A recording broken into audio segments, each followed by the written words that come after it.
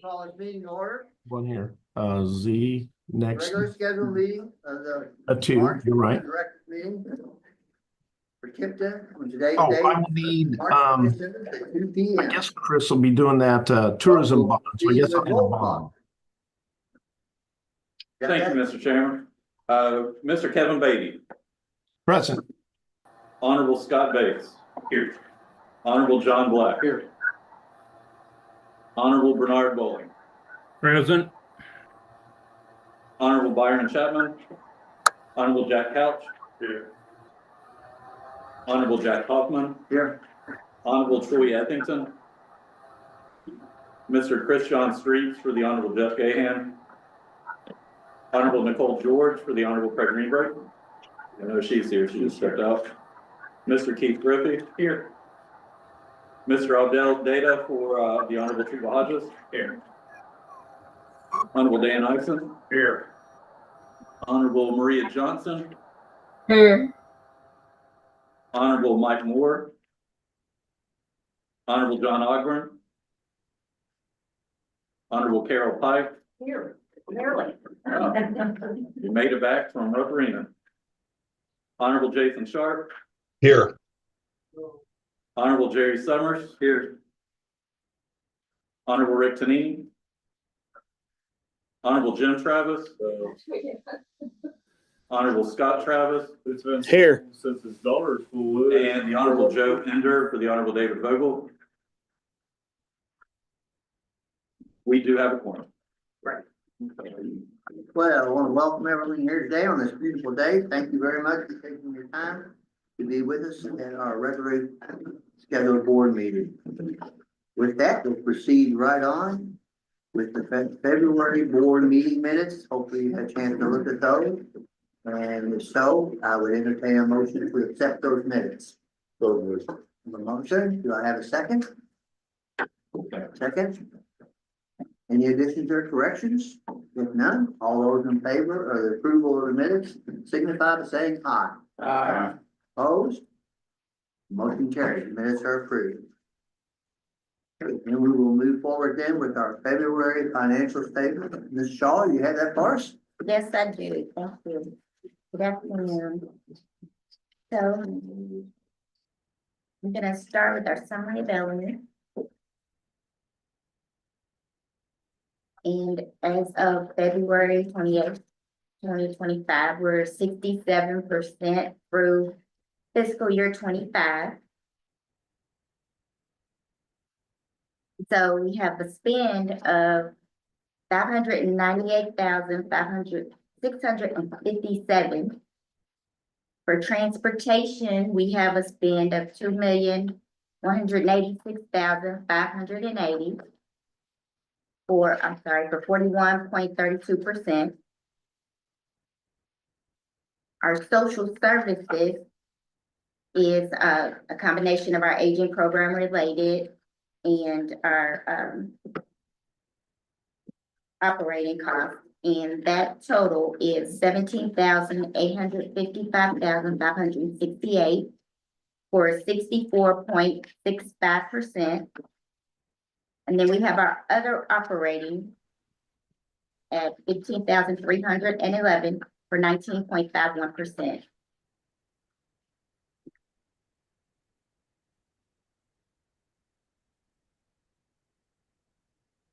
So next, we're going to go to our agency-wide line item revenue and expenses report. And I'm sorry, you guys. I should have told you what pages those were on. This one is on page 24.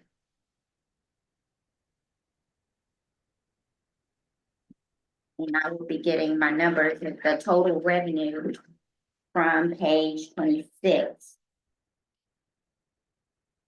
So our current revenue is $2,759,666. And our year-to-date is $21,145,230. And that percentage is 62.47% of the revenue. And then our current expenditures are, 2,641,417. That is on page, sorry. On page 29. Our year-to-date is 20,890,844.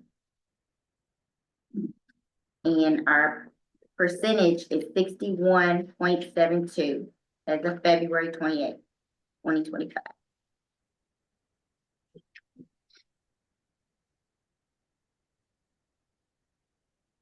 Move on to page 30. And we have our balance sheet. Our total cash is 2,234,241 at 11%. Our total receivables are 3,190,147 at 16%. And our other total assets are 4,374,123 at 23%. And then if you look at page 31, it has our total liabilities and projects at 9,668,514, and that's at 50%. Have any questions? Are there any questions on the financial report? No, it's a good report. I'll make a motion to approve it. We have a motion to approve the financial report. Do we have a second? We have a second. Any other questions? If none, all those in favor signify by saying aye. Opposed? Motion carries. Thank you. Thank you. Okay. We're gonna make a little change here in our agenda, and we're gonna move item number 11 up to right now. So, who is presenting for this? We have them back there from U of L that are presenting. We wanted to show the app that they had been working on with their group of students from the speed school for KIPDA, but also just it's been a tremendous partnership. So we wanted to give this presentation so you all know that the opportunities out there for engagement. So I know we have Haley here. So Haley, thank you and welcome. Hello, everyone. I'm Haley Zoller. I'm the Capstone and Industry Engagement Coordinator for Speed School of Engineering at U of L. I have Dr. Imam with me as well, and we just are so grateful for you all letting us come today, or inviting us to come today. And we're just going to talk a little bit about our Capstone program and how we have partnered with KIPDA for the last 3 semesters. So, what is Capstone?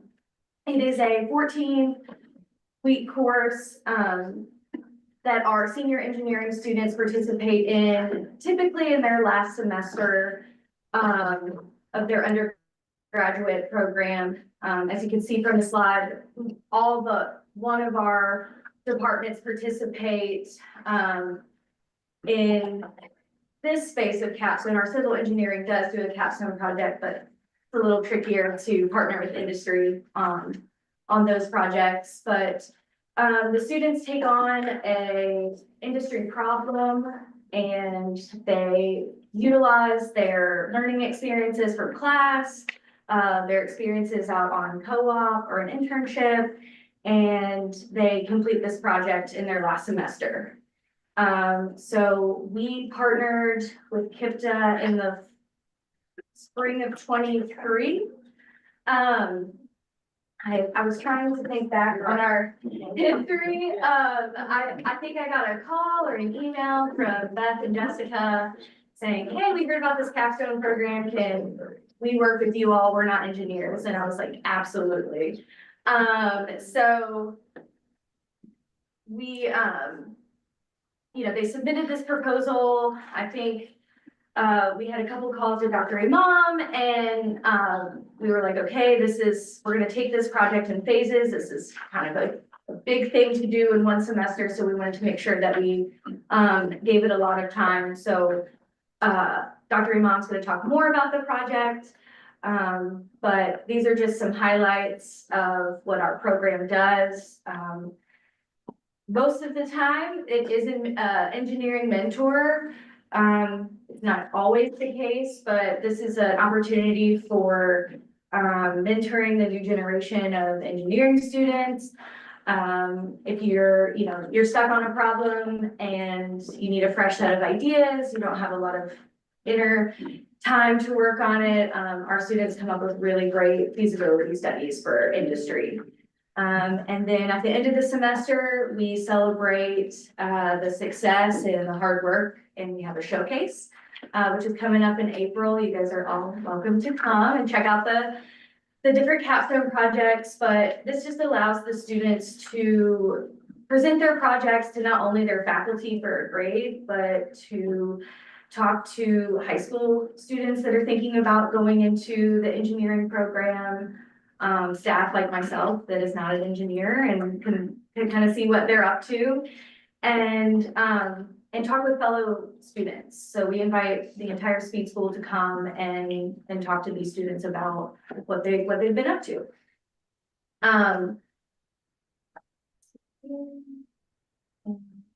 Forgot to change my slide, but this is the KIPDA team from spring of 23. We do an award ceremony, and they got first and third place. So I know Jessica and Beth recognize some of these students. So they started this project off, and now we're in our final semester. And I'm gonna let Dr. Imam take over. But if you guys have any questions about the capstone program after Dr. Imam gives his piece, we can open that for questions. Thank you. Hello, everyone, and thank you for inviting us. Thank you for having us. And it was a pleasure working with both and Beth on this project. They really, worked very closely, very, nicely with the students, developed great relations, and these were probably some of the best projects that we've actually had. The project is basically to build an application that runs on mobile platforms, whether it's Android or whether Apple platform, to basically disseminate information to the clients or the people that KIPDA is actually trying to reach. And it's basically focused on what the message that you want to deliver, advertising the events that you want to deliver and reach those, and keep in mind some of the restrictions and the constraints that this population actually has when they are actually working with this application. So the application basically two parts. One part is an Android part and one part is an iOS part, and it's a typical mobile application. What I'm showing you here, and I don't want to go through all the details, but technically I want to spare you all that, but this shows you how the application would progress as far as putting a document out there for the population to actually see that document. Therefore, the application has two sides. Has the administrative side that's going to be managed by you, and then there is the client side, which is going to be the population receiving the information on the outside. So if there is a document that you want to actually spread out or bring to somebody's attention, you will actually add it to that application. The administrators here will add that application, and then a notification will go out to the population outside saying that there is a new document or there is something that you can go read and learn from or be aware of and things like that.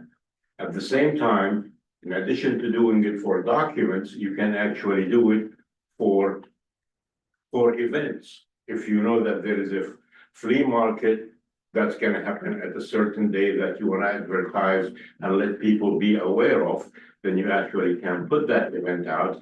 The population will get a notification, be aware of it, and they'll actually be able to participate in that. Later on, this semester, we've decided, of course, you've decided, we implemented additional features.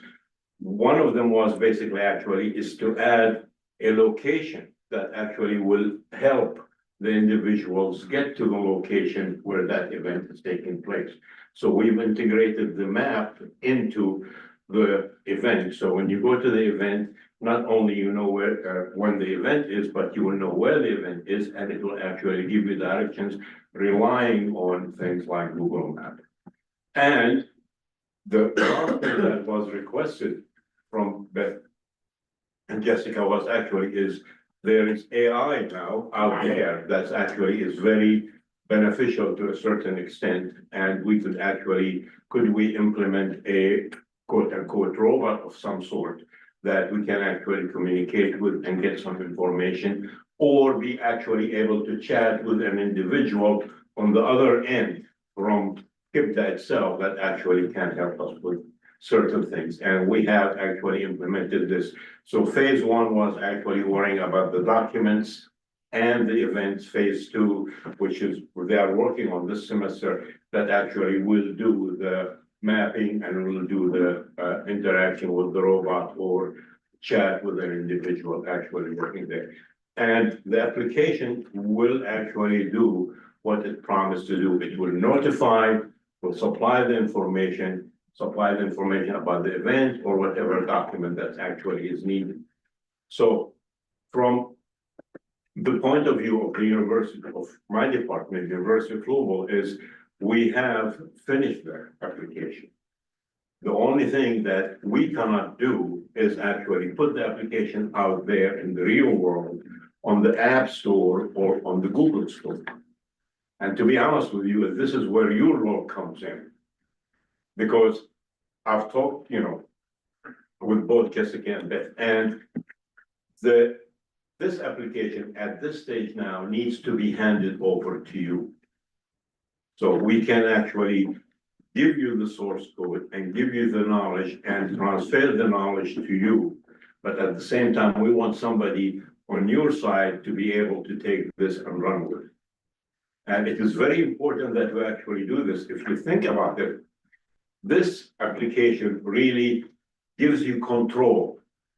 And this way you make sure that whatever information that actually goes out there is actually correct and accurate. Nowadays, if you listen to the news, for instance, the biggest targets for scams are the elderly. And this is actually happening through text messages, social media, and things like that. This is different than text messaging. This is different than any of the platforms that are out there, because now you control what goes out there. So when you send a message or when you send a document, you actually control and you know that what's in there is accurate, not malicious, and therefore, in a sense, not only you are reaching your audience, but at the same time, you're protecting them. And so the app itself gives you a way to reach your audience and at the same time, make sure that they get the correct information, whether it's about an event. You could use it for things like warning. If you know that there is a scam targeting the elderly using some social security scheme or something like that, you put a document out there. You warn these people and say, listen, when you get something like this, this is really not true. This is not a valid prompt. This is not a valid text message and so forth. So the application itself is extremely valuable, but it does need to be taken care of once the UFL hands it over to you. What's gonna be required, and I'm not here, I don't think, I'd like to cover everything. What's really required is we do not have the population to test the application. So once the application is developed, the next phase is to test it. So it needs to be put on the App Store and it needs to be put on the Play Store for Google and for Apple.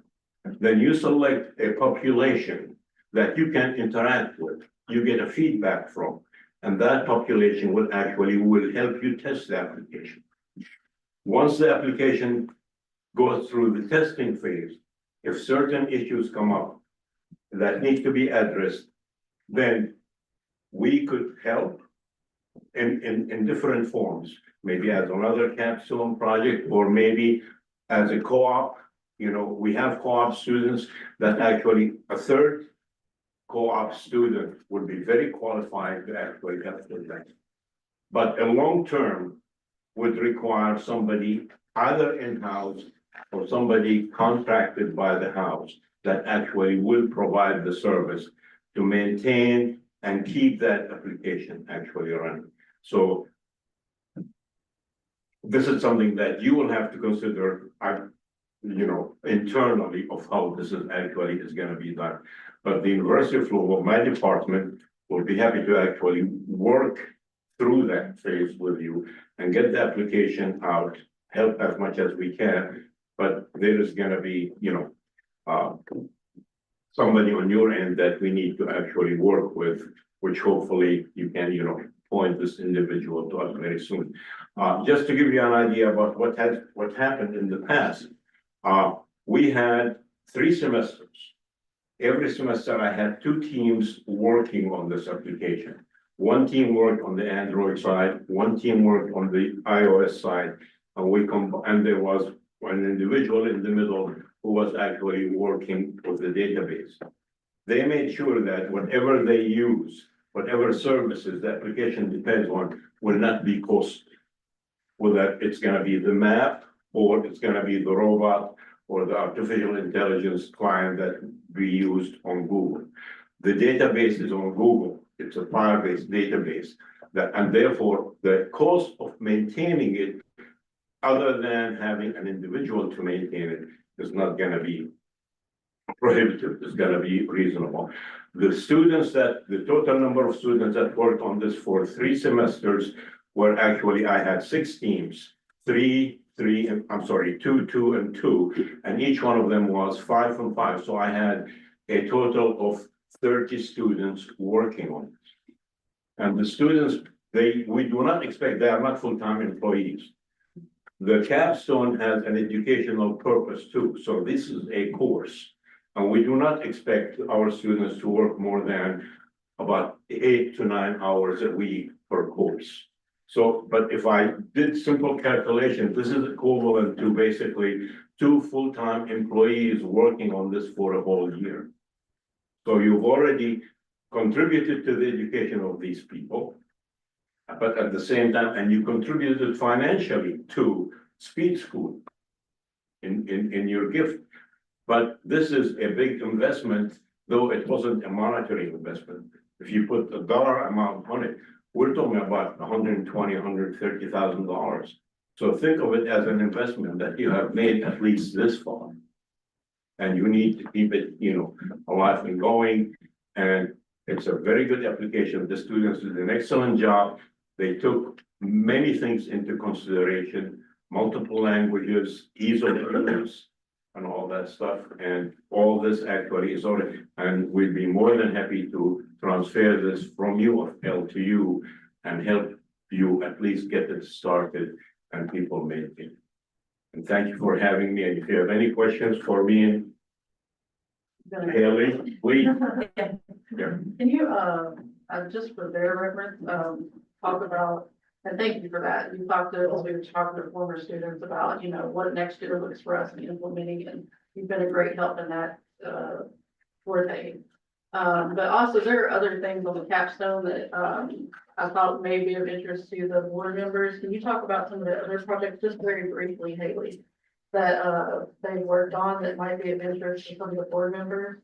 Yeah, so, let's go back to departments, They, they're all running organizations, governments, they're, IT things, yeah, absolutely. and other things that I've noticed just in the community, like, the department that does, was working on farming things and working on, it was fantastic. And just for this monetary cost, part of value, Yeah, absolutely. So the departments up here, each one of them can take on an engineering problem based on their expertise, right? And you don't have to know, this project is going to be for bioengineering. You can submit a proposal, and I work with our faculty to decide who is gonna be the best, set of students for that particular problem. So I know our bioengineering students, they've done a lot of projects on, medical devices. And that has been from, you know, oh, I'm trying to think of all their different projects. There's been, I don't have to dive too far. okay, yeah, I would say they've touched a lot on different medical devices and, you know, making them function, like working out kinks. Our chemical engineering department, they've done a bourbon barrel testing projects.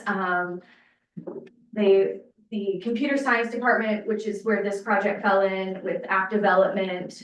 They've done a lot of drone projects of mapping areas. Dr. Long, you probably know more of the computer projects than myself. Our electrical engineering students, they've worked on circuit boards for companies. Our industrial engineering department has worked on layouts of facilities. Right now they're working with some pretty popular names. We've got Michelin, Bosch, and they're working on kind of improving some of their facility layouts. And then our mechanical engineering department, if there is any sort of prototyping, that you could see students working on, that the mechanical department does take on a lot of those. So, one of the big highlights was, a private airplane. Our mechanical team, they worked on sort of the body of the plane, and then our electrical team really worked on the motor, putting the motor together. So you can have interdisciplinary projects. It will be two sets of students kind of coming together from the different departments. So sometimes logistically, it takes a little longer to get those students chatting, but we've had some very successful multidisciplinary projects. Does anyone have any specific questions about different types of projects? But we're always accepting proposals. I think on this slide I have the deadline. So we do not do summer projects. The capstone course is either in the fall semester or the spring. We're accepting proposals now for fall. So if you have an idea, submitting a proposal doesn't lock you in. And you don't have to have the perfect proposal. We'll work with faculty. They'll say, this is a great idea, but the scale is too large. Let's condense this down, and they'll work with you on that. And then you can also do kind of what we did with KIPDA. Is the project scope to develop this app was not going to happen in one semester. So we broke it up into several phases, and they completed it over the course of 3. And that's pretty common, I think, with some of our larger industry projects. And then, go ahead. So would KIPDA have to sub out this next line of work, sub it out to consultants or someone, or would they hire someone themselves to bring in-house to work on this, or what kind of expense are they looking at to get the app developed? So, when I looked at this, I figured that the ideal solution is to start with maybe a consultant from the outside. I estimated that it would probably be something like maybe what I would call a third time. And if you initially get somebody maybe to work or give you like 15 to 20 hours a week for, the first couple of months, then that would actually get the app going. But once the app is done, you still would need to keep that individual, because things, if Google changes something, in their agreement or something like that, might require that you come in and revise something in your app, you would need somebody. So you would need somebody to maintain it, and at the same time, you would need somebody to be able to actually understand the code and go in and make changes to the code. So what we've been talking about with Dr. Imam is, and we're still discussing costs and things like that. once we get past that initial phase, which we're looking at our budget potentially using remaining, ARPA and other funds, is potentially partnering with one of the students. We've already reached out to one, that we used formerly to help us run the app from day to day. So we're still evaluating all of that piece. Yeah. We'll report to you finally on that. But I think the big takeaway for you all is to know that this opportunity does exist for you all as local governments. I know you all have limitations with staffing, so the development of these applications, websites, they're all something that you all can utilize the capstone project for. So that we just wanted to bring that to your all's attention and make these introductions. So you all are aware of that resource that's available. Thank you, Emma. Thank you for having us. Thank you for being here.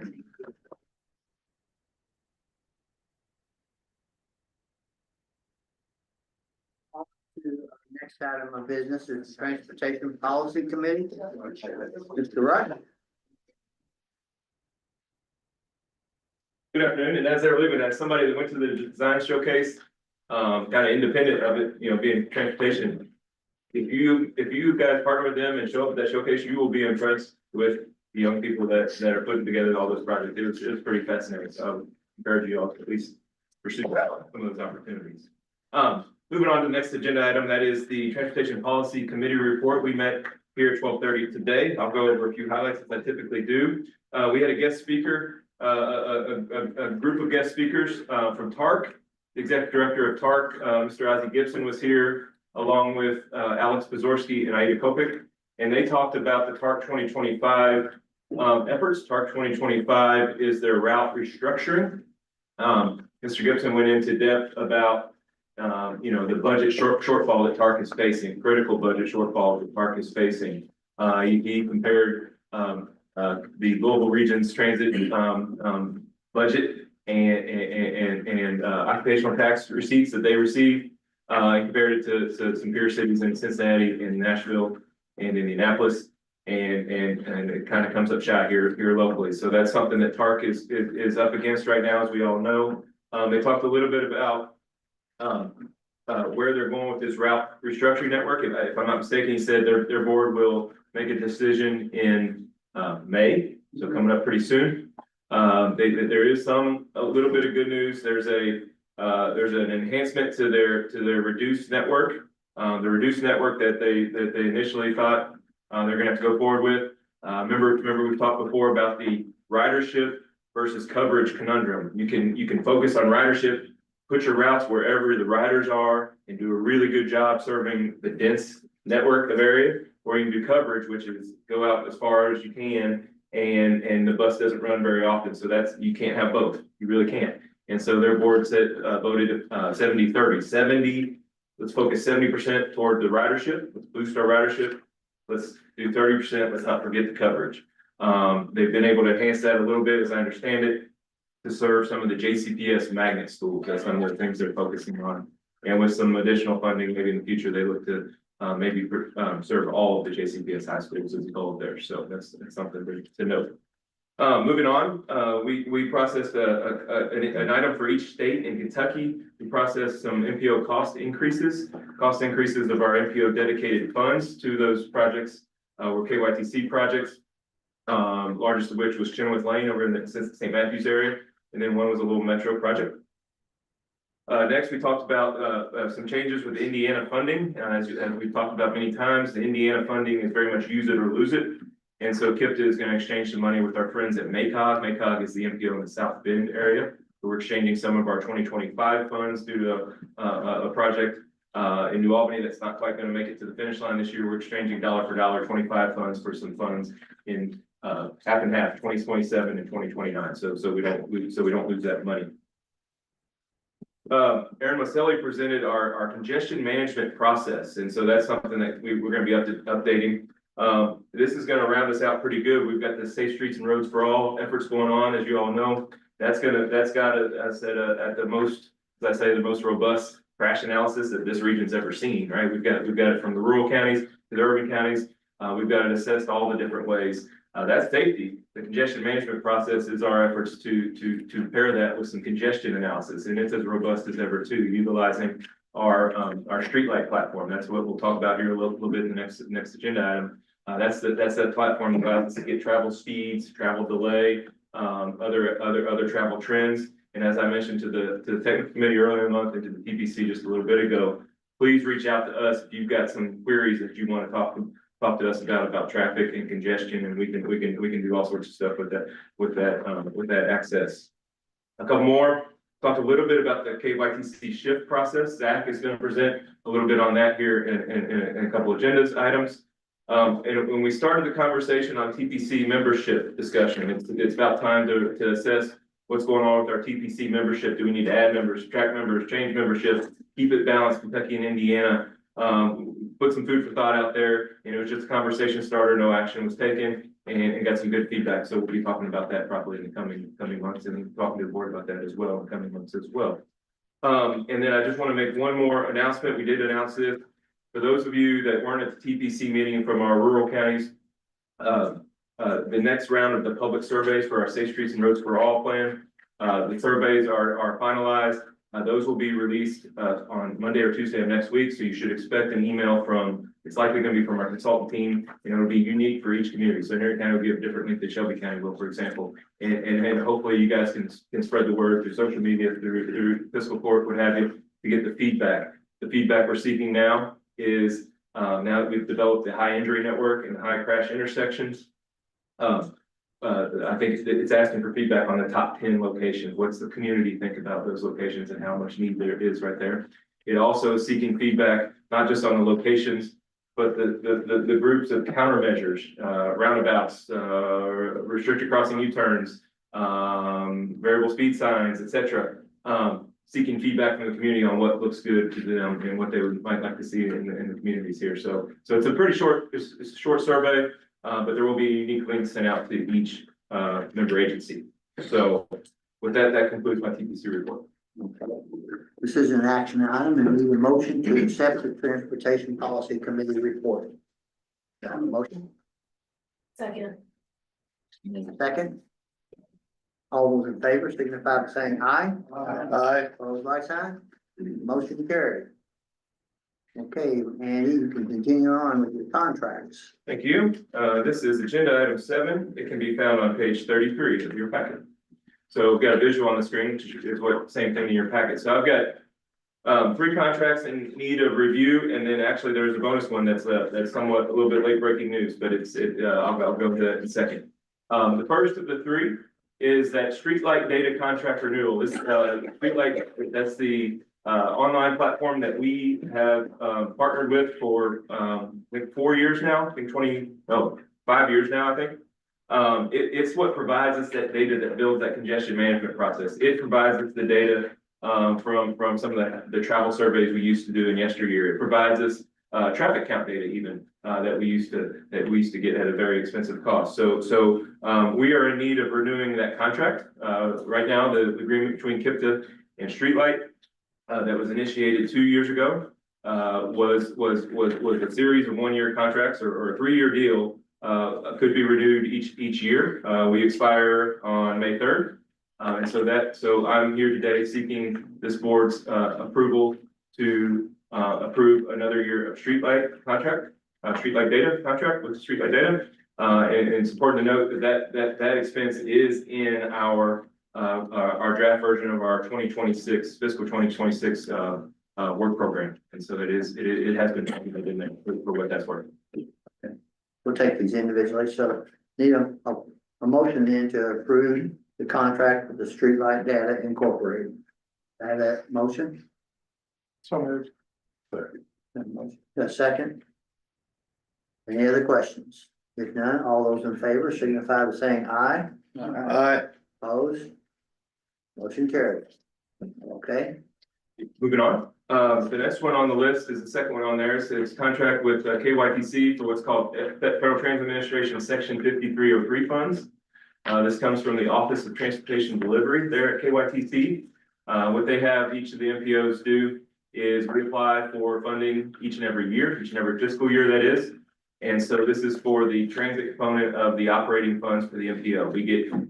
We basically get 4 components of that here in the KIPDA region. We get the FTA funds from Kentucky, which we're talking about here. We are just talking about the PL funds, the Metropolitan Planning Funds, those are the FHWA, Federal Highways Funds in Kentucky. And then we get those same two things from NDOT, or through Federal Highways, but via NDOT in Indiana. So, this amount is no different than in the past years. And just like the last one, it certainly is budgeted in our work program that is out for, state and federal comments at this time. All right, well, entertain a motion then to approve, is this a resolution or it's just authorizing the contract? So what they call it is they call it an authorizing resolution. So it says that on April or March 27th, this board, it's standard language that they require us to sign their version of it. And I have that in my folder for us to sign potentially at this meeting. I need a motion to approve this, authorizing resolution. Have a motion. Motion. Do I have a second? Second. Thank you. Any other questions? If none, all those in favor signify by saying aye. Aye. Those opposed? The motion carried. Thank you. All right, moving on. You got a It's, third one here, right? yes, sir. That one is called the KIPDA Area Development District Transportation Planning Contract. KIPDA, just like the other area development districts across Kentucky, work with KYTC on a contractual basis. And it gets renewed each and every year for the rural transportation planning program. So this is slightly outside the MPO's purview. So almost exclusively, this is limited to Henry, Trimble, Spencer, and Shelby counties. And this amount it's 83,000 in not federal funds, but in state funds as it's indicated there. And that requires a 10% match from the area development district to keep that program up and going. So no change from prior years. On behalf of the rural counties, I gladly make that motion. Okay, so we have a motion. Do we have a second from another rural county? Okay. Any questions or discussion? If none, all those in favor signify by saying aye. Aye. Opposed, like sign. Motion carried. And I have a bonus one, and I You just got a want bonus one. to brag on Nick Lawson. He's doing a great job on coordinating that, especially through the SS4A and RPC process. He's done a good job for us here over the last couple of years. So I don't think he's here today, but I hope you guys also appreciate his hard work. The last one was one that just came to us just earlier this week. It's a pretty simple one. It's not going to be on your page, so I'll describe it out loud to you. Talked a little bit about the Safe Streets and Roads for All efforts. We're about done. Some of the language is being changed in the draft documents now to reflect some of the changes in the administration priorities and make sure we have the right language in there and we got focused on the right things. Our grant agreement through the feds lasts through August, but the contract we have with our consultant lasts through April 1st. In other words, we thought we'd be done by now. So what we're seeking is a contract extension or permission for Mr. Haley to sign a contract extension with our consultants to keep it going. We will be done in the next period of weeks. So it's a simple contract extension just between KIPDA and HDR to keep their efforts going past that April 1st. What's your cost for that? Zero cost. Yeah, zero cost. Zero cost. Get a motion. Yeah.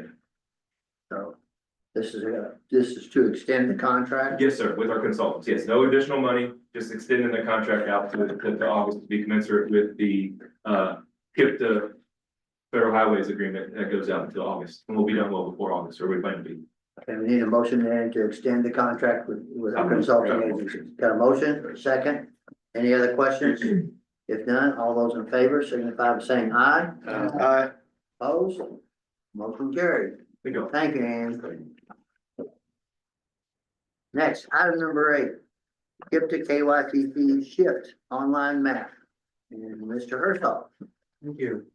I'll wait while Paul pulls up my application here. And this is a story map Esri application that we've been developing along with KYTC for their shift program. And ready to go, Paul? Yeah. Okay.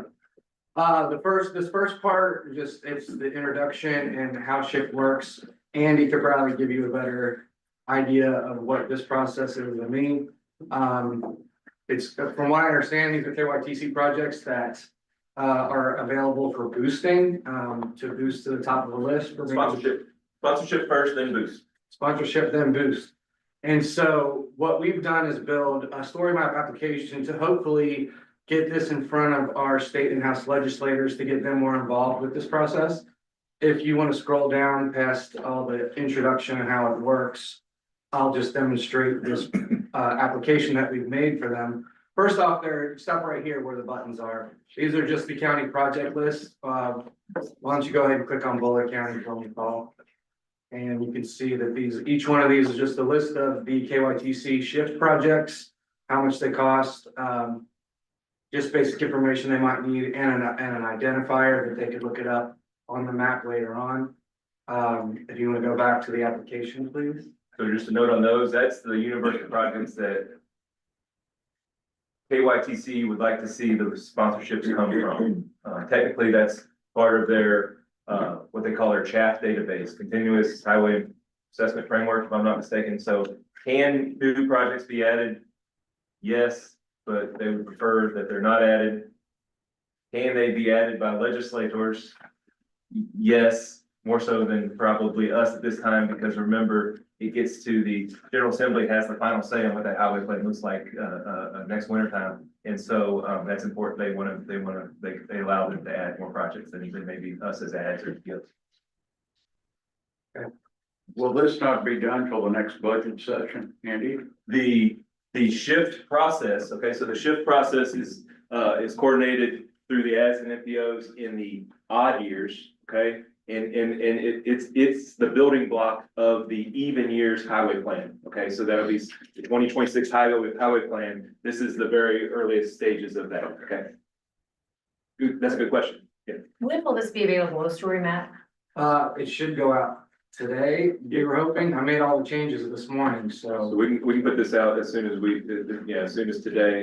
We were waiting a little bit for KYTC's blessing, I guess.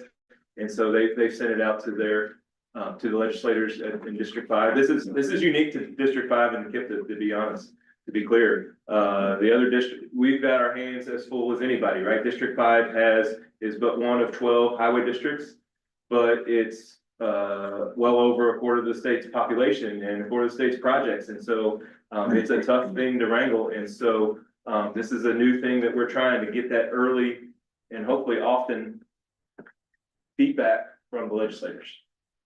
So just to recap, this has already gone out to the legislators. So this It came from KYTC, Okay. just, if I'm not mistaken, that was maybe 2 days ago, whatever. Okay, it was, perfect. Tuesday. So municipalities can also have access. Yeah.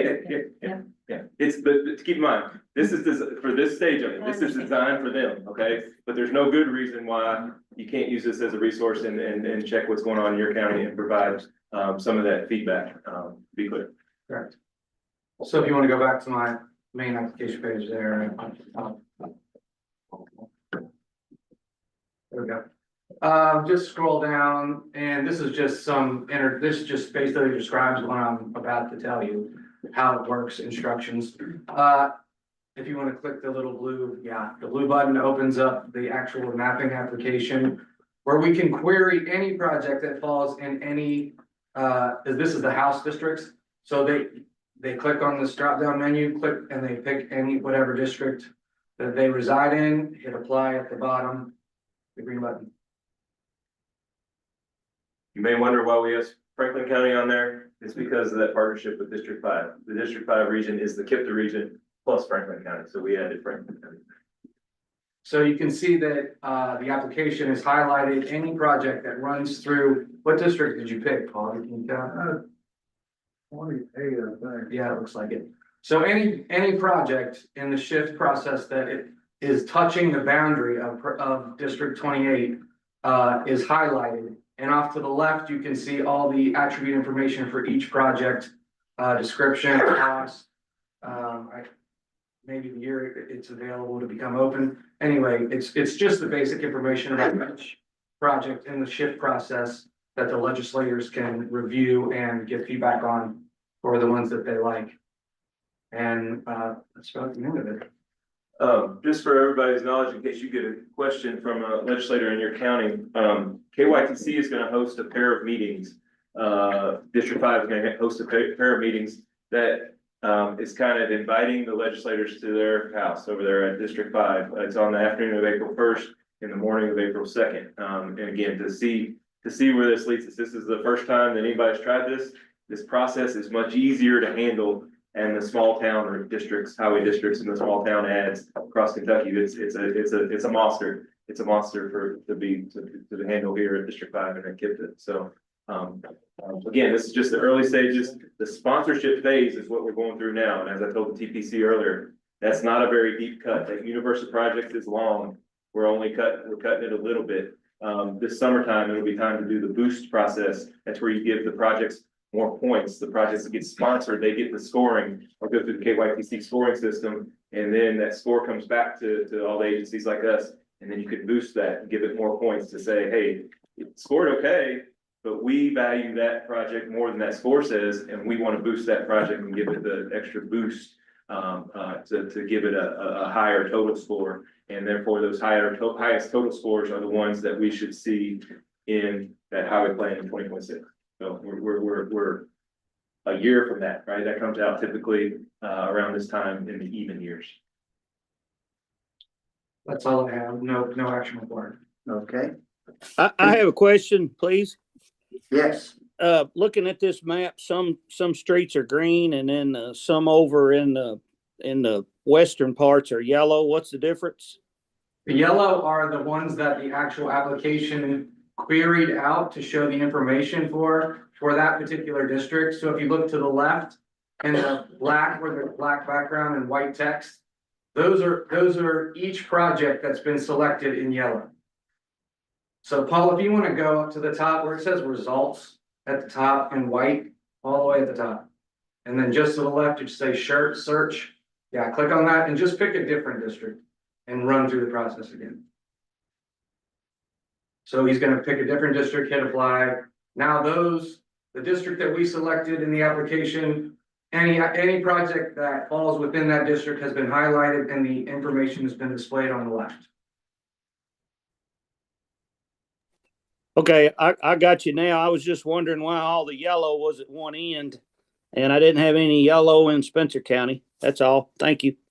If we selected the district in Spencer, it'd be turned yellow. All right, good deal. Okay. All right, thank you. okay, thank you. Next item on our agenda is the open grant cycle overview. Dustin, you have that for us? Sure do. Good afternoon, everybody. This is agenda item number 9 and should be on page 35 in your packet. So we'd like to go over some open funding opportunities every once in a while to make sure you're aware and to let you know that we can help you. A couple things to point out. These are for our Kentucky communities, but if our Indiana communities are interested as well, we can connect you with your counterparts over in Indiana. The first thing I want to point out is that the Community Development Block Grant Program opens April 1st. This is for anything involving a community project like fire stations, senior centers, anything like that. Economic development projects, housing, and water and sewer infrastructure. I want to point out in your packet on the left-hand side, there are some success stories we have captured. We're going to try to do this every once in a while to make sure you're aware of the things we're doing and that these things really do have an impact. The first is for the Haven Ministries, which is for a recovery center in the Portland neighborhood of Louisville. This constructed an actual housing unit for people in transitional recovery to live in as they are getting clean and going through the process there. We toured it yesterday and it's looking really good and we're really proud of it. So if you're ever in the Portland neighborhood, feel free to check it out. And the second is the Veland Gravity Sewer Line Extension, which happened in Shelby County. This is an economic development project where we supply sewer to this development in Shelby County so that Veland can locate there successfully. So these are just some examples of what this CDBG program can do. I also want to point out this year that the Land and Water Conservation Fund, the amount has increased to 1 million. Although the state has said that is usually for larger regional projects. So if you have any ideas in mind, let us know. And the deadline for that has been extended to June 15th. Same with the recreational trails program on the back of that page. And the final two, the Economic Development Administration, these are regular programs we do all the time. So if you have questions on any of these, feel free to let us know. You can either ask us now, catch us after, or shoot us an email. Yes, sir. I have a question. On the economic community development block grant, that fire stations, is that fire stations in low income areas or? Typically, Yeah. yes, yeah. So if we can prove that they serve low income populations, that would be a good use of. Okay. That's what And, we're. I want to ask you on the land and water, been thought about this for a while. What kind of hooks are in there if you get a grant on this? So it is a 50-50 match, so you'd have to put up at least half of the funds, and that has to be a public park in perpetuity. So if you have to own the land, and if you put something on it, it has to sort of remain Okay, in theory. is that it? Any Yes. future subsequent reportings or anything like that? Yeah, you do have to report, but we can help you with all that too, and that's just really just making sure you spent the money well and all that. Okay. Any other Anything else? Anybody else have any questions? Okay. All right, Thank you, Mr. Duncan. Appreciate that. Next up is the legislative update. You have any projects? Thank you. So I'm gonna be going over some of this is for the Kentucky report. I'm gonna go over some of the bills that have been vetoed and some of the bills that became law. We just got out of a veto period. So the legislature is back in session today and tomorrow for the final days of session. And, I don't know what's happened in the last hour, because they're in now. So potentially some of these have already been overridden, don't know what's happened in the last hour. So the first one, these are bills that were vetoed, either line item vetoes or vetoed in their entirety. House Joint Resolution 30, the bill releases Kentucky Water's funds for various projects. The bill was line item, but it didn't affect any, projects in the KIPDA region. House Bill 6, the bill provides limitations on administrative bodies for, putting in new administrative regulations. One section of the bill, says that a new regulation can't cost more than $500,000 to implement. The governor vetoed this bill in its entirety, stating that it's unconstitutional and will prevent the executive branch from implementing various bills, including some that were passed this session. House Bill 546, that would establish a local access road program. The grant would allow counties and cities to submit projects for up to $500,000. The bill added in a free conference committee report language for the I-69 river crossing that required tolling to be put on that river crossing. That's the part of the bill that the governor line item vetoed. House Joint Resolution 46 that outlines the county priority projects funded for fiscal year 26. It makes some additions. The governor line item some of these projects, but again, none were in the KIPDA region. Senate Bill 28, that creates a new agricultural economic development program and creates a new governing board. The governor vetoed the bill in its entirety. He said that it would be, it would set a requirement for the Secretary of the Cabinet for Economic Development to consult and seek guidance from the Commissioner of Agriculture, and stated it would be unconstitutional. And then he also had concerns about the sharing of confidential information. Now, Senate Bill 28, that today received the veto override in the Senate, so it's moving a little bit closer to being overridden.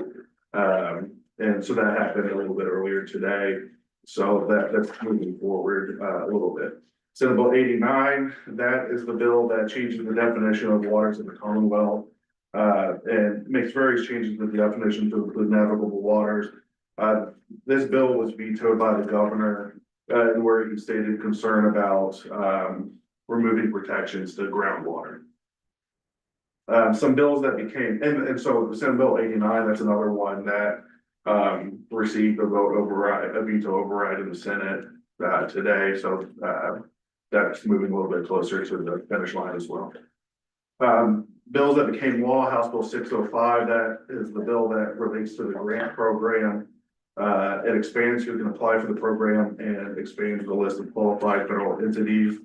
House Bill 775, that originally made some changes to the definitions of development areas. I believe specifically tied to TIFs. There was a committee substitute, or I think a couple of committee substitutes that added language to various things like microbrewers, distilled spirits. It also put in a section where you could, income tax rate to be decreased at a slower rate than what's currently prescribed, based on previous legislation. It also had language on like cannabis infused beverages and some other things like that. House Bill 315, that bill would prohibit some foreign entities from being able to buy agricultural land in Kentucky. Senate Bill 63, I know we've talked about that a few times, but that's that street legal special purpose vehicle bill. That became law without the governor's signature. So the House and Senate are in today and tomorrow. Tomorrow's gonna be the last day of session, and the governor will have 10 days to act on any bills that are passed in the final days of session. All right, that's my Kentucky report. Any questions? If not, I'll move on to Indiana. So Indiana, it's gonna be a lot of the similar bills that I've reported on previously. There's the state biannual budget, that's House Bill 1001. There's a couple programs in there that are in jeopardy of not receiving new funding. The Next Level Trails and the READY program are two of those. There's also language for the Innovation Development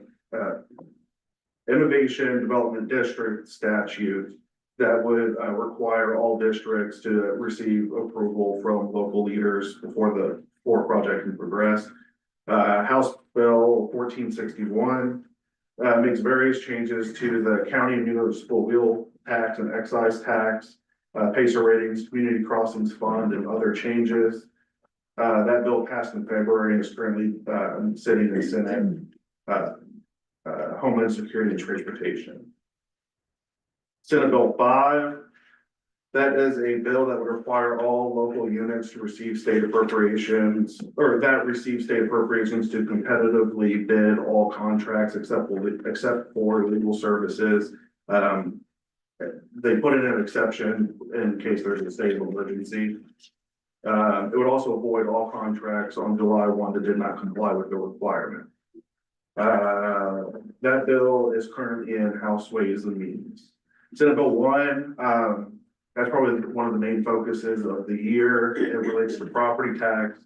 It caps the maximum levy growth quotient at 0% in 2026, 1% in 2027, and 2% in 2028. Based on the fiscal note, it's about $687 million loss for local governments if it passes. And that's currently in House Ways and Means. So the last day for conference committee reports and third readings is April 15th, and then the last day for adjournment is April 29th. Questions? Thank you, sir. Okay. We've already had item 11. Now we're looking at the financial management services, item number 12. Ms. Boris? Thank you. Just a couple of things today. So for our financial management services, we'd like to get authorization to. We want to ratify the executive director's signature on a memorandum of understanding that we completed with Access Care LLC for our FMA services. So it says at 14 agreements with external case management agencies for those services. So we need a motion to ratify. Yes, please. Yeah, it's a motion to ratify the executive director's signature for the FMS memorandum of understanding. Do I have a motion to ratify? Motion and a second. Any other questions? If none, all those in favor signify by saying aye. Aye. Opposed? Motion carried. Thank you. Thank you. And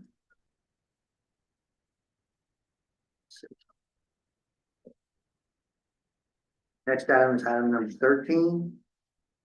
Are you taking care of that? I am. Okay. This is just for the. Well, right again. Social services, and I have actually two items, all of them to be done together, just had one pop up today. So these are both for Title 3B, our contract amendments. We're requesting that you approve an amendment to increase the award for Highland Community Ministries for the Title III-D Health Promotion portion of their contract from $2,350 to $4,625. This is going to allow them to increase the number of Tai Chi classes. And expanding the health promotion and disease prevention. Was really exciting for us. That's an area where we have lots of funding and working really hard to get things expanded in that. And the second one would be to increase the contract for active choices by $1,000. So that's to allow for additional outreach to advertise. That is a new program that you all just recently approved for us to do a contract for. But they're working on the telephone, via telephone with adults to get moving. That's it. So just asking for the executive director to be able to sign those two contract amendments.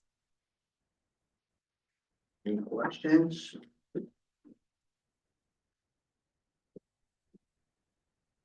Want to make sure I'm right on track here. There should have been another item, I believe, that was the Division of Social Services business item that didn't make it on the agenda, so Okay, we'll do that, and then we'll go to Jessica for the area clean update next. so this is the item that wasn't listed. I'm sorry. Okay, I'm sorry. Okay, that's okay. So we need a motion then Yes, for please. approval. Yes. Do I have that motion? We'll move. Do I have a second? Okay. Any other questions? If none, all those in favor signify by saying aye. Aye. Opposed, like sign. Motion carries. Thank you. Now we got the area plan updates. Yes. Ladies and gentlemen. How are the lines? This is gonna be an easy one this year. So as you all know, every year we renew our aging, our regional plan on aging. This year, the Department for Aging and Independent Living has decided, because of some major changes coming through in the Older Americans Act, that we would not do a new one. This would have typically been our new year for a new plan, but we are actually extending our 3-year plan to a 4-year plan. So there are very minor changes to this one. This plan describes why we serve, who we serve, and what the needs are based on needs assessments, and then how we meet those needs. So Paul, if you don't mind, I'd like to talk just a little bit about our demographics. So who we're serving. So according to the 2023 American Community Survey, projection data indicates that 24.2% of all persons living in the KIPDA region are 60 years of age or older. KIPDA's population of people 60 years old and above represent 22.3% of all older Kentuckians. So they are here instead of in other parts of the states. Excuse me for a second. Further, 17.2% of all persons in Kentucky who are 60 and above live in Jefferson County. Also, according to the population projections, 4.9% of persons 60 or older live in rural counties. Minority older adults represent 16.63, and 20% of all Medicare beneficiaries are here in KIPDA.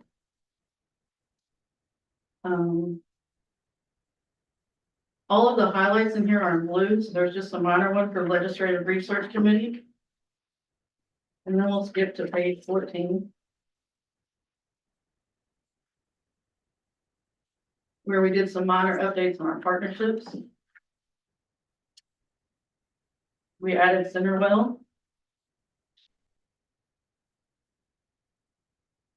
We also expanded on our Goodwill Industries because we continue to expand there at Goodwill.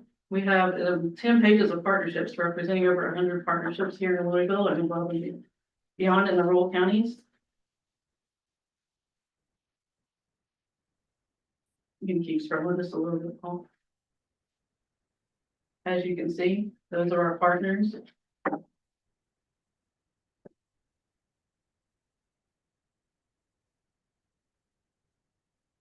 There are lots of them, either formal or minor partnerships.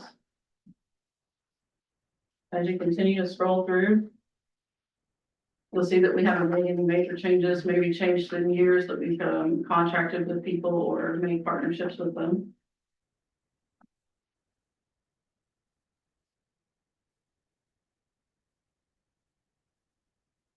And then there's a minor change on page 27.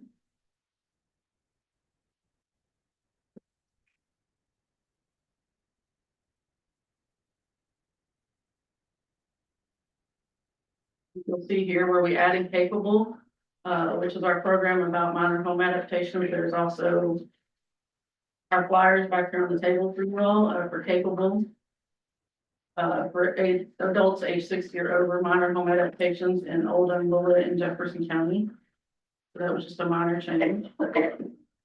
And then if you'll skip to page 32, I believe, Paul.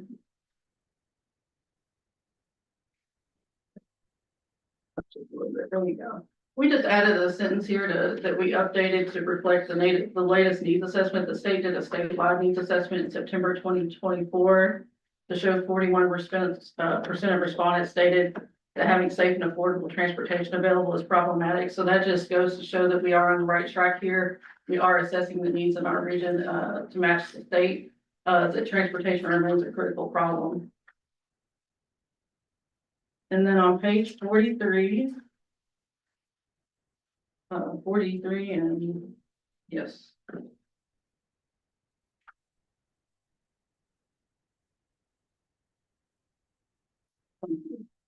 We updated this section because at the time we had done the plan, originally done the plan, we had transportation issues in our multi-purpose counties. But since then we have contracted with Wheels and are working to resolve those transportation issues. So we just wanted to update that section. And those are all the minor changes we have made to the plan to update it for a 4th year extended. We just need approval for the plan to be able to send it. And if you have any questions, I'll be happy to answer them. Everybody will have a copy of this in their email as well. Any questions? If none, need a motion for the approval of the updates to the area plan. Do I have that motion? Motion, and second? Second. Thank you. Any other questions? If none, all those in favor signify by saying aye. Aye. Opposed, like sign. Motion carried. Thank you, I appreciate it. Thank you very much. You're welcome. I'm gonna stick around, if you don't mind. Okay.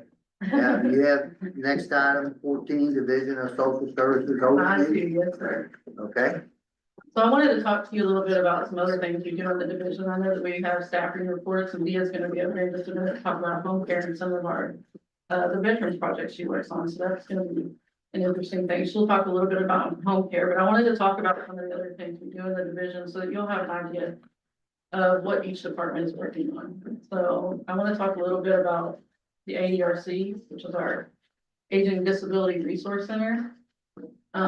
Just for instance, year to date, they've served over 3,000 clients in the ADRC. That's over the phone. They've done over 1,100 level 1 screenings, which is a full assessment for services.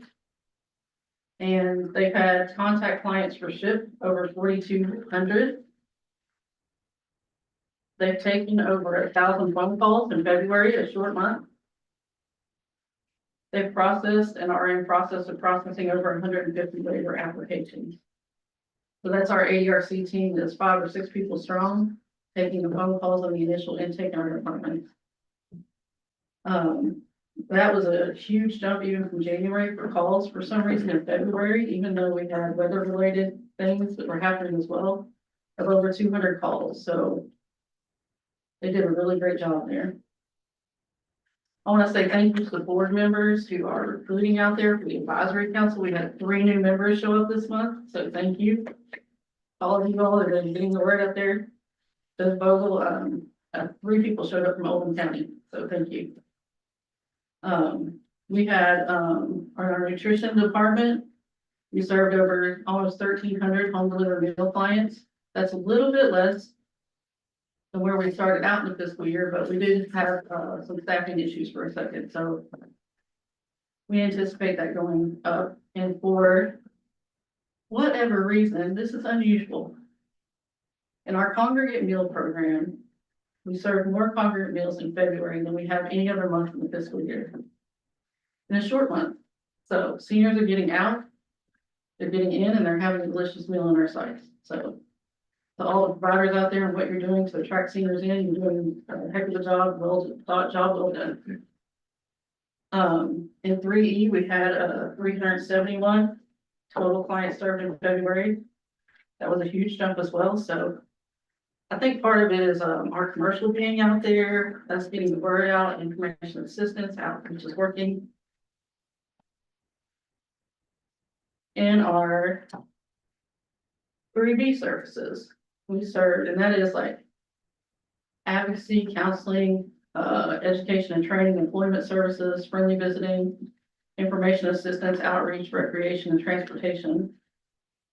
There were over 868 underpaid clients. In health promotion, over 360, and telephone reassurance and constant 70-some clients that we reach out to on a weekly, monthly basis to make sure that they're doing it. As you know, we've added capable and active choices, that flyers back there as well, with the home-based program for people 60 and over, the self-directed exercise. So if you all know anybody, send them our way. We're signing them up through here for that program. It's brand new. It's initial 30-minute session, and then it's 6 months of guided exercise. You know, they set their own goals, and the practitioner follows up with them to see what they're following through to get healthier. In waiver, we have over 300 clients internally. We have 2 new hires, so we anticipate that we're going to take on another 100 clients in the next few months. So that should be a journey that we're very happy about because, as you all know, the state is looking at waiver very hard and making sure that we're taking on the clients that we're serving, that are waiting, excuse me, not that we're serving, that are waiting so that we can serve them. And to the outside FMA team and all the providers that we're contracted with, thank you for those contract approvals. From December, if I can get this right, Trisha. In December, we had less than 12 outside clients fully processed. In February, we had over 120. So in a short 2 months, it opened wide up. Now, also what happened, and it doesn't reflect in these numbers, it's going to reflect in this month's numbers and next month's numbers, is the data fix that was prohibiting the outside agencies from billing their case management has now been resolved. So they're taking on more clients. We hired a new FMA staff person to help with the intake. So you're going to see those numbers grow and grow in the coming months. And what else? There was a couple other things I wanted to mention to you. Oh, we served 170 children in our grandparents program. And our staff is in full monitoring. So those of you that's on the boards of providers, so far everything has been going smoothly.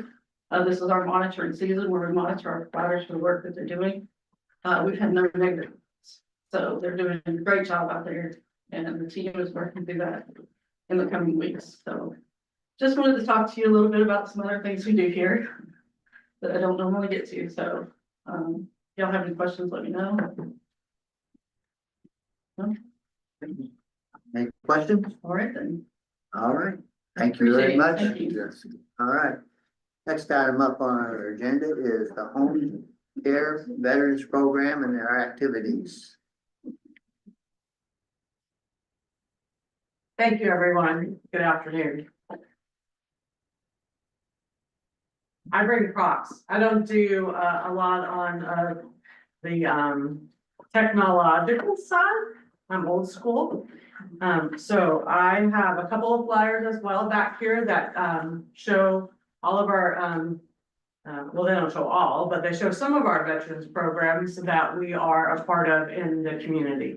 And as Jessica pointed out in our area development plan, all of those agencies that were listed up there, each one of us is probably part of that organization. And I serve on several as well as all of the rest of our planners.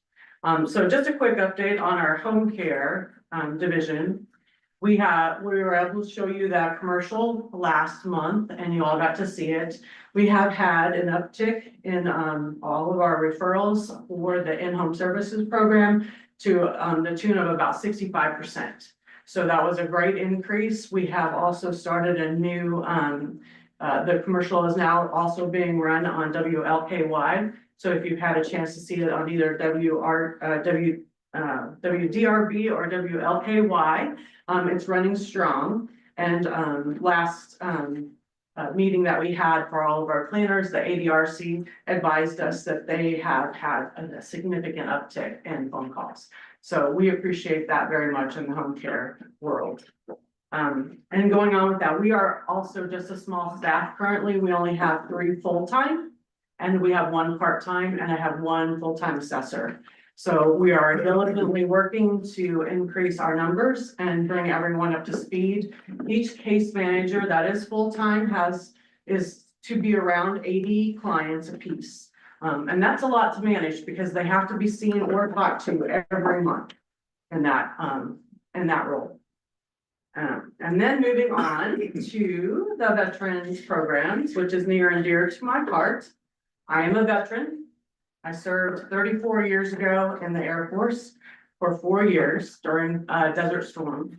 I did not actually do any combat mission. I was overseas in Europe.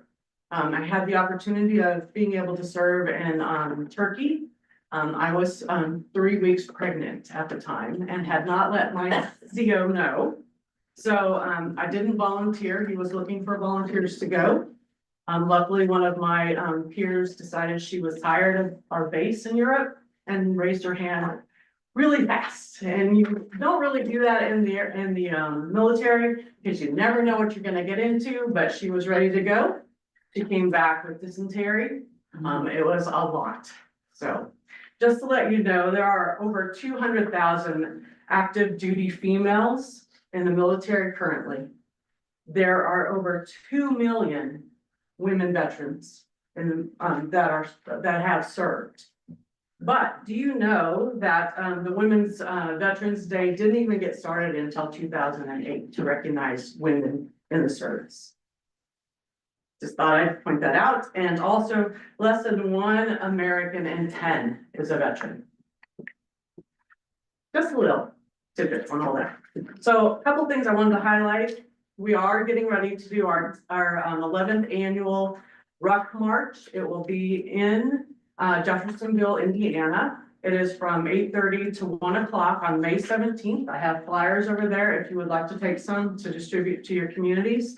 What this does is to bring awareness to the suicide that is happening amongst our veterans as they get out of service. They don't know what to do. And we want them to know that there is a family that will surround them, help them get jobs, help them get housing. It's out there. I belong to a group that was listed up on the area plan called KIPDA, and it's Kentucky Veterans Integration Coalition. I started that in 2017, being a part of that. Barbara Gordon was very instrumental in getting us in there, Jessica's predecessor. Before you? Yes. You said it correct. I said it correctly, yes. And when I arrived at the very first meeting, which was at the Robley Rex, I did not know what to expect. But it has grown from 12 partners to over 50. So we partner both sides of the river to come together to help our veterans in our area. And we bring awareness to suicide preventions, different other programs. So if you have any questions on that, just let me know. I also belong to a women's group of the Women's Group of Central Kentucky. We meet 1 Saturday a month just to talk amongst ourselves, have lunch, go shopping, do something, just to like kind of bring a group awareness to that too, because it's not only men that are contemplating and thinking about suicide, it is also females. Dina Parrott is our brand new KDVA. She is over the state of Kentucky for women's veterans and has also been implementing new programs for women veterans. We've had different webinars and seminars, and so it's very interesting to go to those and listen to speakers that are aligned with that. That concludes my report. I don't have anything else. If you have any questions for me, yes, Judge Bull. I'd like to let you know that we have the I can't think of their exact name, but we have a group called the Black Veterans or something like that in our fiscal court building and would range to service all veterans, white, black, whatever color. They're up there about 3 days a week in the office on the 3rd floor of our building. So we're very happy to have them. They've had some good results. I'm also, happy to say and proud to say my daughter is a member of the Kentucky Air National Guard. Thank you. So she served active Air Force and is out there now. And So. Thank yeah, you. Proud of her. Yeah, so another thing a lot of people ask always is, how do you thank somebody for their service? And I always say to people, thank you for my freedom. Even if I'm talking to another veteran, because when we serve, we don't know where we're gonna go. We don't know what we're gonna get into. I'm not from here, I'm from the state of Washington. I got relocated. This is where I live, now this is the community I'm serving. So with that being said, you just don't know what's gonna happen in your future, and it is an adventure. So I always say that, big adventure. No question, I want to make a comment. I really commend KIPDA being involved in this for veterans. I don't know how many of you have family that served in any of the wars or conflicts in the past. My brother and I were fortunate enough to do the honors flight September the 24th. I had to ask for permission because that was my life and our anniversary. But that was a great opportunity, a great experience. We came back that evening when we landed here in Louisville. The airport reported that that was the largest turnout for people to welcome. We had from my age back to World War II. Wow. Veterans that were on that flight. There were 77 of us.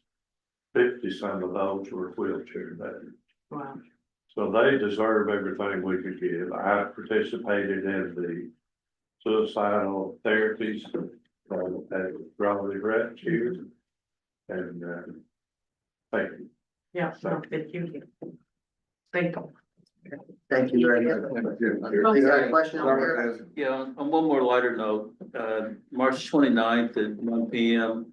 We're doing a Vietnam Veterans Oh, Parade yes. in Shepherdsville. Starts at the Blue Lick Middle School and ends up at the American Legion, runs past the VFW as well. So we know we have 69 Vietnam veterans right now that's going to participate in it, and anyone's still welcome. Bounce out, you'll have a great time because we're just full of hospitality in Bullitt County. There you go. J-Town is also hosting a Vietnam veterans on the 29th as well at the Veterans Park over here. Yes.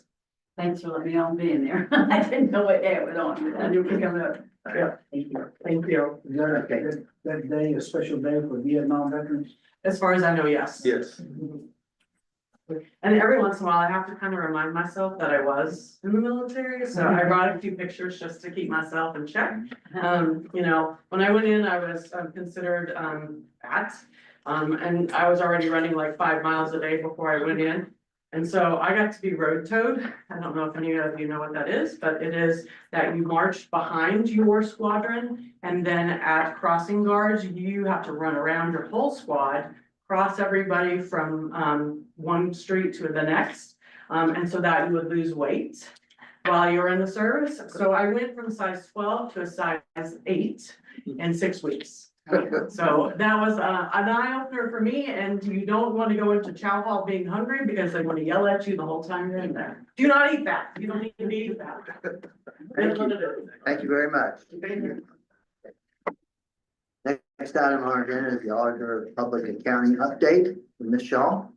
Thank you. I did want to give an update on the auditors of public accounts. We did receive our decline letter this month. So we will not be audited by the state, but we will be moving forward with our financials being audited by LBMC again this year.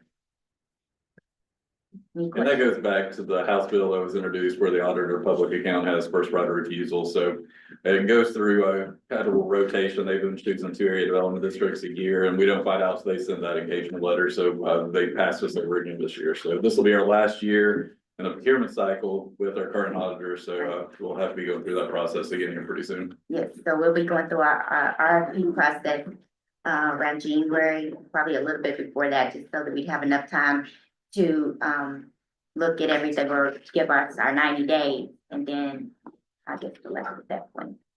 All right, great. Thank you. All right. Next item up 17 is our personnel report. Ms. Agnew. All right, we have a new connector who started last week. Her name is Sharon Hill. We have three new employees starting this coming Monday. Lachey Cooper and Marie O'Brien are service advisors in our waiver division. And then Christy Kent is working with Tricia over in FMA as a payroll and documentation specialist.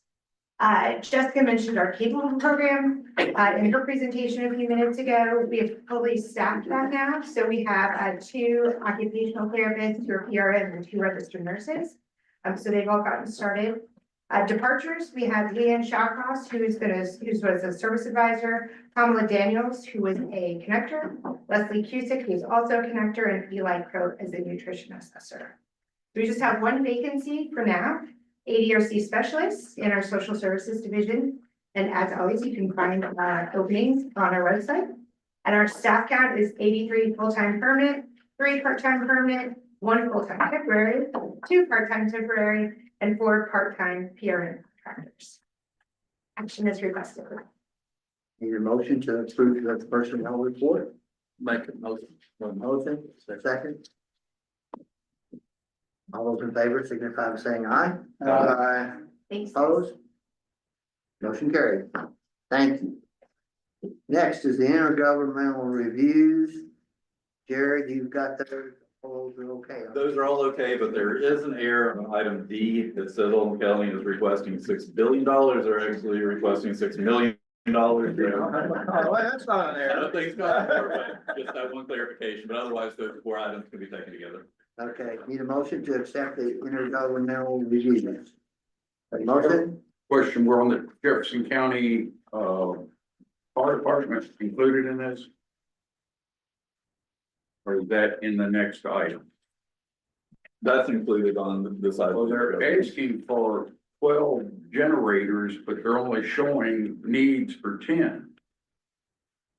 Which is, looks like those generators are about $100,000 a piece. Where the other 2 going?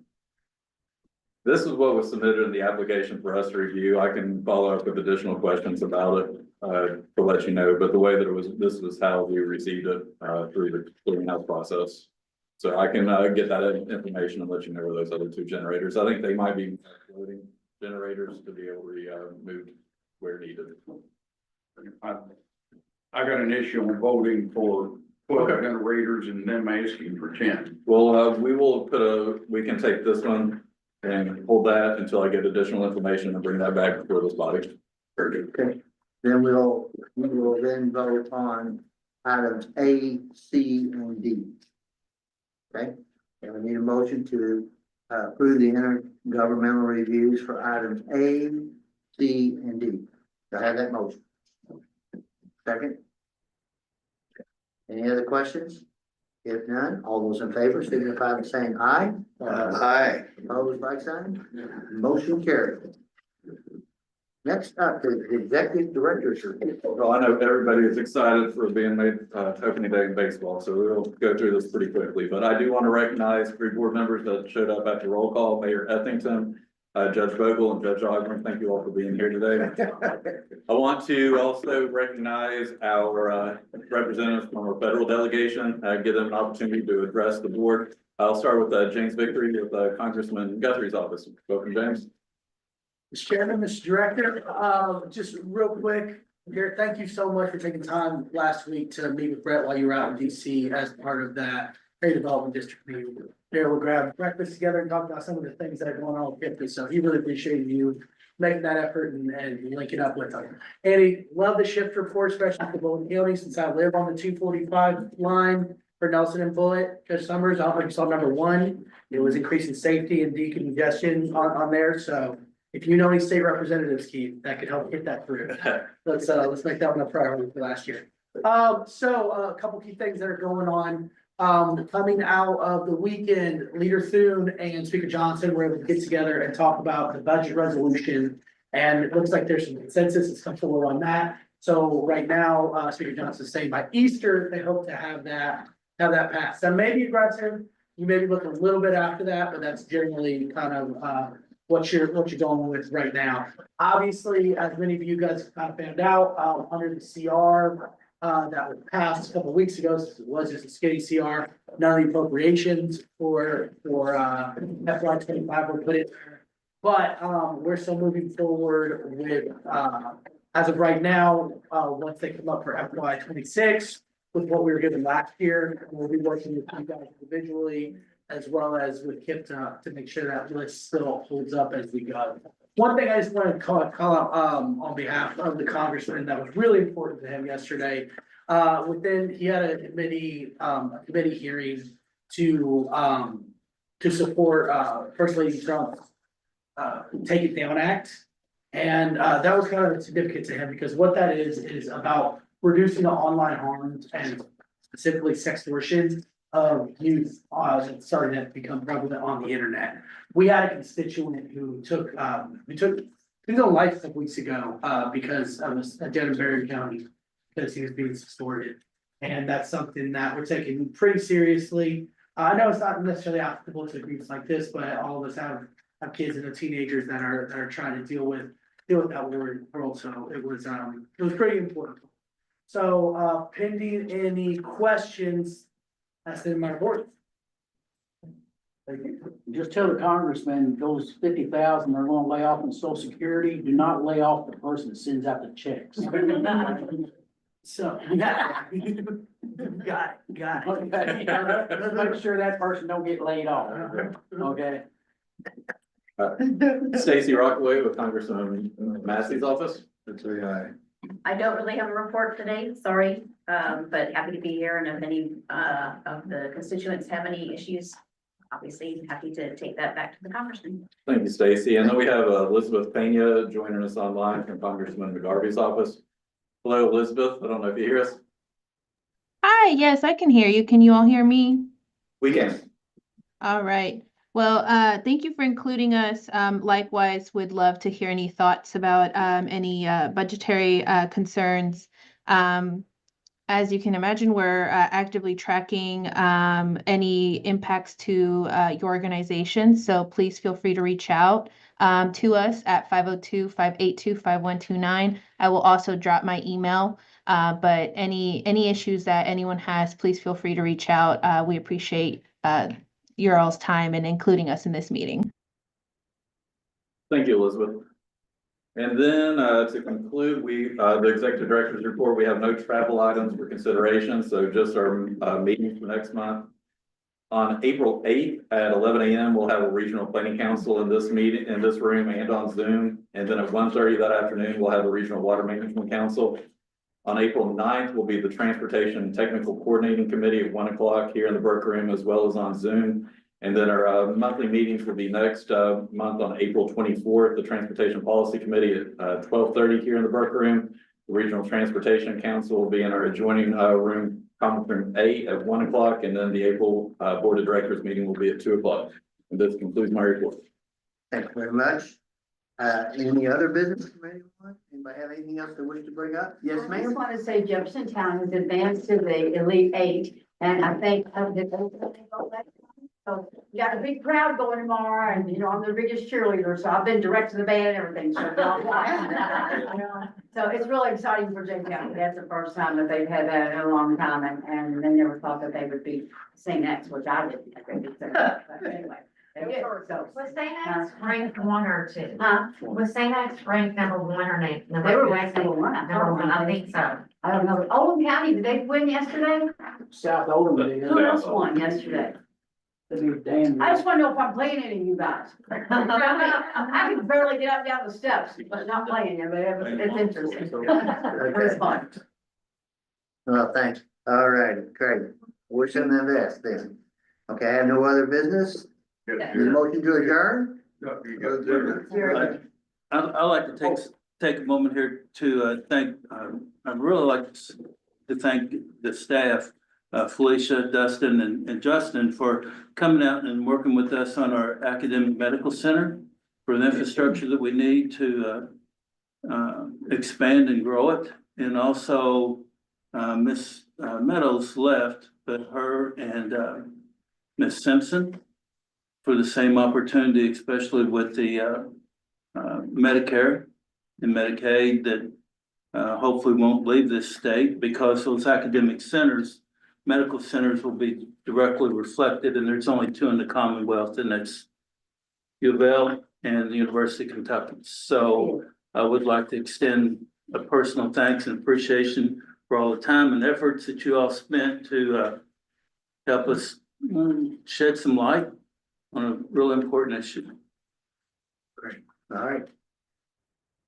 Well deserved. Thank you. Thank you. If there's no other questions, motion to adjourn, have a motion, you have a second? All those in favor, signify by saying aye. Aye. We are adjourned. Thank you all very much. Be careful going home and have a great afternoon.